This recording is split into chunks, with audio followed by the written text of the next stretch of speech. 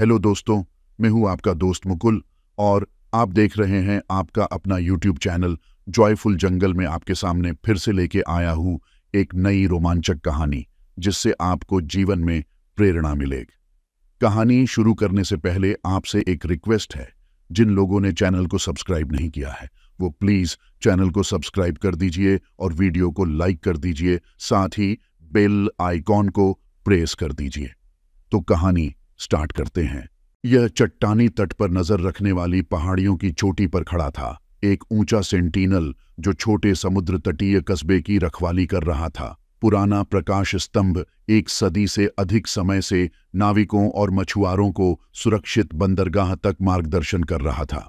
तूफान और प्रकाश में इसकी घूर्णन करती हुई किरण अंधेरे और कोहरे में आशा के प्रकाश स्तंभ की तरह काटती थी। रखवाला अमित पिछले 30 सालों से प्रकाश स्तंभ की देखभाल कर रहा था। उसने इसे एक युवा के रूप में गोदी पर काम करते हुए जाना था, दूर से अपनी प्रारंभिक यात्रा के दौरान एक नाविक के रूप में देखा था और अब सेवानिवृत्ति में इसकी देखभाल की। उसकी लगन से देखभाल के तहत टावर लंबा और गर्व से खड़ा था। इसका सफेद बाहरी हिस्सा और पॉलिश कांच का लैंटर्न रूम किसी भी प्रकार के प्रयोग के निशान दिखाने में नाकाम रहा। प्रत्येक रात अमित सीढ़ियों के घुमावदार रास्ते से सबसे ऊपर चढ़ता, जैसा कि उसने हजारों बार पहले किया था। वह केरोसिन लैंप भरता, विशाल प्रिज्म को घुमाने वाले तंत्र को लपेटता और प्रकाश किरण को जीवन में आते और एक निर्दोष लय में घूमते हुए देखता। अपने ऊंचे ठिकाने से समुद्र पर नजर डालते हुए अमित को शांति महसूस हुई। अंतराल पर फ्लैश और घूमते लेंस की परिचित कर्कश आवाज एक गीत की तरह थी। अनगिनत रातों के साथ जब वहां अकेला होता था, अमित अक्सर पुराने प्रकाश स्तंभ के बारे में एक दोस्त की तरह सोचता था। वह अपने कर्तव्यों को निभाते हुए इससे बात करता, अपने दिन के बारे में या नए कस्बे की अफवाहें बताता। और तूफानी रातों पर जब हवा चीखती और बारिश टावर पर टूट पड़ती, वह इसे आंधियों का सामना करने के लिए मजबूत रहने के लिए प्रोत्साहित करता। एक सर्दी की रात, दशकों में सबसे भीषण तूफान के दौरान, अमित का प्रकाश स्तंभ पर विश्वास परीक्षा के लिए रखा गया था। हिमपात और उच्च समुद्र ने निरंतर तट पर प्रहार किया। अमित ने पूरी रात में प्रकाश को घुमाए रखा, लेकिन सुबह के सबसे अंधेरे घंटे से पहले आपदा हुई। एक विशाल लहर समुद्र की दीवार पर टूटी और प्रकाश स्तंभ के आधार के चारों ओर फैल गई, नींव को संकट में डालती हुई। टावर कांप उठा और हिला, अमित की नींद खींचता हुआ।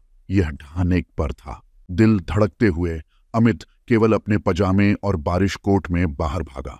उसे शेरिफ को सूचित करने के लिए कस्बे जाना था, लेकिन समुद्र आक्रोश में था और सड़क पहले ही बाढ़ से भर गई थी। अंदर लौटते हुए अमित को प्रकाश स्तंभ को फिर से स्थिर होते हुए महसूस होने पर आश्चर्य हुआ। किसी तरह पुराने टावर ने फिर से अपना भरोसा हासिल किया। जोर से कर्कश करते हुए और गरजते हुए प्रतिवाद करते हुए, फिर भी आत्मसमर्पण से इनकार करते हुए, अमित ने आश्चर्य से इसकी गीली कंपित दीवारों पर हाथ रखा।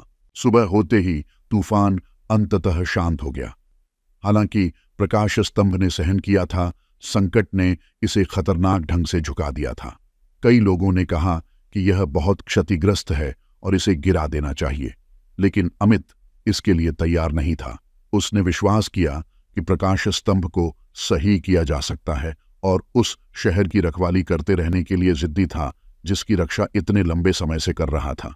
महीनों के कठिन मरम्मत के दौरान अमित ने कभी विश्वास नहीं खोया और एक साफ सुनहरी सुबह को खुशी से चीखते हुए लोगों के बीच प्रकाश स्तंभ को पूरी शान में बहाल किया गया। उस रात अमित ने एक बार फिर लैंप जलाने के लिए चढ़ाई की। जैसे ही किरण घूमने लगी, उसने पुराने टावर को एक प्यारी सी थपथपाहट दी।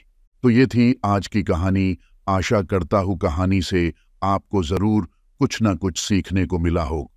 तो इसी आशा के साथ फिर मिलते हैं एक नई कहानी के साथ। तब तक के लिए आप अपना ख्याल रखिए। जय हिंद।